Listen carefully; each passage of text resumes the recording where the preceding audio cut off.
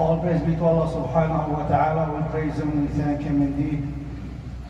He's the one who deserves our praise, and He's the one who knows the eye betrayer and what the chest hides. Praise be to Him who knows what your hearts hides and announces. His knowledge encompasses all creations, and His mercy fills that is between the heavens and the earth. I bear witness that there is no God worthy of worship but Allah subhanahu wa ta'ala, the one who knows our secrets and our intentions. Allah sees the conscience and what it plans inside it. And I bear witness that Muhammad is His servant and messenger.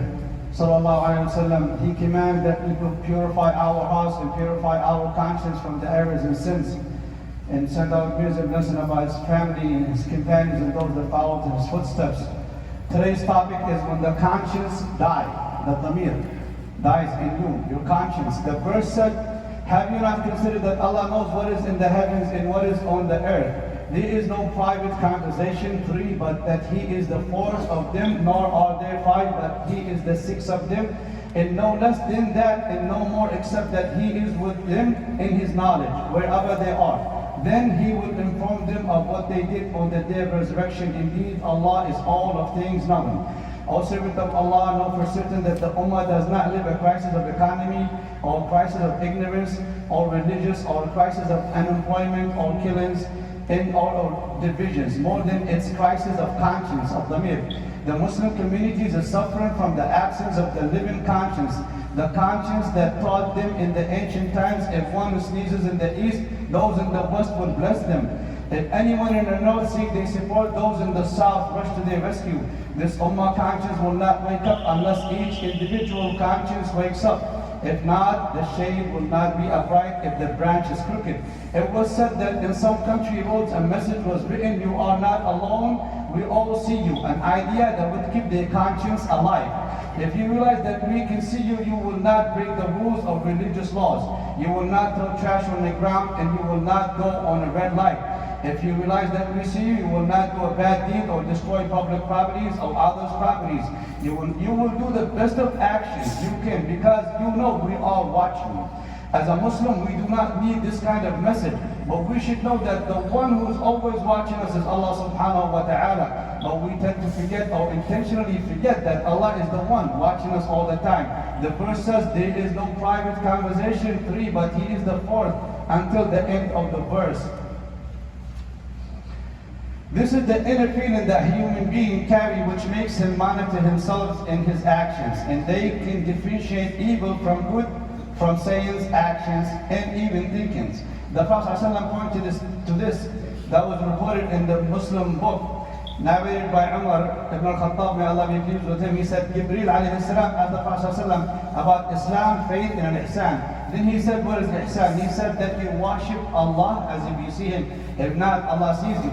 Inside each one of us is a court that is just, and that its rulings are always alive in us, which is conscience. Unfortunately, many of us, their tongue reaches above their conscience in covering.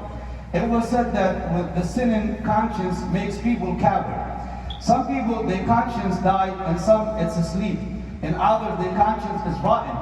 And there is those who sell their conscience. Nowadays we see so many of them. We see the official who sell his conscience, and the journalist who sell his conscience, and the scholar, the employee, the teacher. Those, they sell their conscience very cheap, until the ummah reaches this miserable situation we see today. For that reason, there will be a day where the conscience is for sale up in the life market. And when the conscience is sold, you will see the friend and companion whom you always trusted with your wealth betray you and disown you.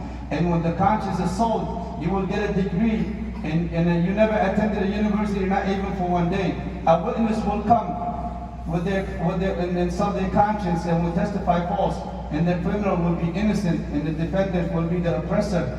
And the reality of life is distorted, and human rights will get lost. You will see a doctor who neglects his patient in the hospital so they can come to his private clinic. You will see the one who betrays his people and sell his country, and those who destroy their communities. When conscience is not, it is being sold, or its absence from the soul, duties are neglected, and rights are lost, and people's lives will be entrusted to those who do not deserve it. Then you see betrayals, conspiracies, and plots. The personal minor matters of interest or benefits will be a priority above the interest of the people of the society. Then the result will be the plaintiff or criminal will be free, innocent, and the defendant is criminalized. Man turns into a monster waiting for his prey to attack it, where everything will be permissible. Nothing is haram. Lying, betrayal, stealing, forbidden wealth, killing, or being silent to say the truth or to speak against the oppressor or oppression, fabricating the truth and planting falsehood that would make life miserable. When conscience dies, minds gets lost and hate becomes among people. A human being is not a human being no more. They lose their senses and become brainless. They do not see with their eyes or listen with their ears, and they become heartless. When conscience dies, the person becomes a narcissist. They become coward, conceited. People will repeat, just worry about yourself. You will not go forward or backward. What can you offer? You are not the guardian of the sons of Adam. When conscience dies, they will say, leave what for Allah, what is for Allah, and what is for Caesar, for Caesar. When conscience dies, people neglect their duties toward the oppressor. And then we pray to Allah subhanahu wa ta'ala if He can destroy them because they cannot go against Him. When conscience dies, the traitor is trusted, and the trustworthy gets betrayed. They believe the liar, and the honest one is blamed to be a liar. Then the ship will sink with everything in it, and the ones in the lower level will pierce it, and it will drown and sink with everybody in it. The people will be led by people of excess and negligence, and responsibility will be between both. The perfect body will be broken, which the Prophet ﷺ always erected and corrected. Bad morals will spread, and virtues will be lost. The hearts will get tempted without rejecting any temptation. The coward becomes a hero, and the hero bows and insulted. Lewd people will come out. Sea will be filled with pollution. The Ruwaybullah will come out to speak on the matters of the people. People will appoint ignorant leaders. They will be misled, and they will mislead the people. Mocking others is like advising them. Slander is freedom of speech, and backbiting is just a warning. The tyrant leaders can destroy a whole nation without any regards to the extent that no one will say why. He kills and commits war crimes, displays and imprisons people, and they will call for help and no one cares or listen to their cries. Oppression arises and justice falls. People become misers and greedy. No one will advise. The land becomes lawless. Homes will be destroyed and it cannot be built again. The sound of gunfire is above justice, and the sound of bullets above the sound of dialogue and logic. Feelings dies, and when that happens, the honors are equal with low lives. The people would rather be under than above ground. It was narrated by Abu Hurairah, may Allah be pleased with him. The Prophet ﷺ said that the hour will not come until a man passes by the grave and will say, I wish I was the one inside this grave. We must be aware of heedlessness and not sell our conscience. And remember Allah subhanahu wa ta'ala power in His degree and His knowledge. And how degrading is he who lacks conscience and the creed of faith, and when they are alone, they commit sins. No creed, morals can stop him. Even if they do the righteous deed in front of people, they will be deprived from it in this world and in the hereafter because their conscience is dead. Tawban, the servant of the Prophet ﷺ said, I know some of my people, they will come on the day of judgment with rewards like the mountains of Tahama, crystal white. Then Allah will make their rewards vanish. Tawban said, oh, Prophet ﷺ, describe them to us so we will not be from them, and we don't know.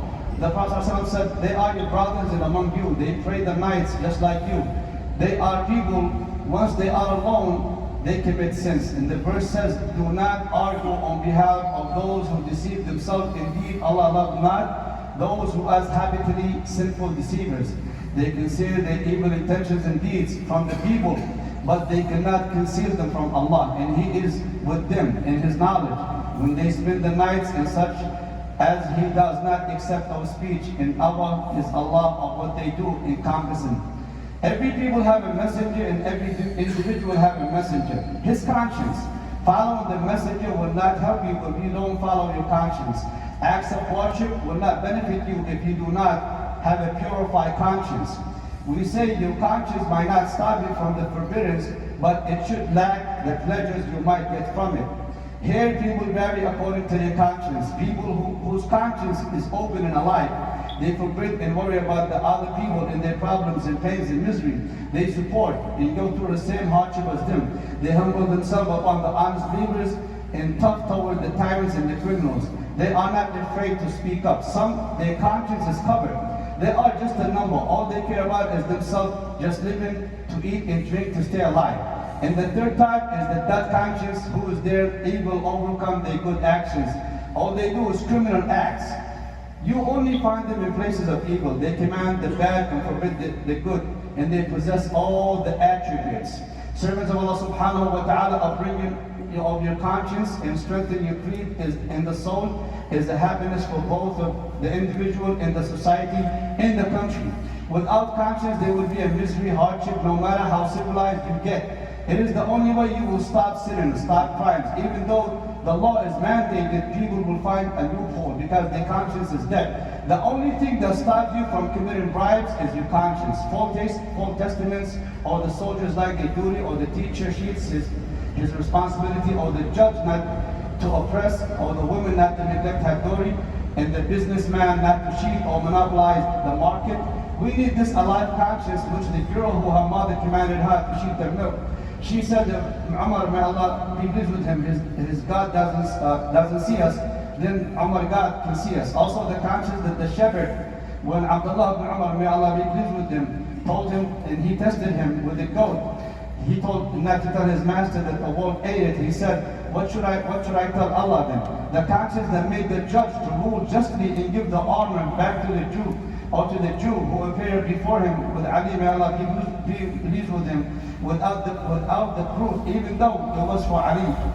The alive conscience that made use of the Prophet of Allah alayhi salam said, I fear God. And the list goes on. So the conscience that is connected to Allah, when it's alive, we fear Allah. The moment we are not connected to Allah, corruption and mischief will be spread. The fruit of the sermon is the hadith reported in Ahmad book. Ubaydah ibn Ma'bad, he asked the Prophet ﷺ about good and evil. The Prophet ﷺ said to Ubaydah, ask your heart. Good is what is the soul and the heart relies on, and evil or sin is what ponders in your heart and is repeated in the chest, even if the people offer you a wrong.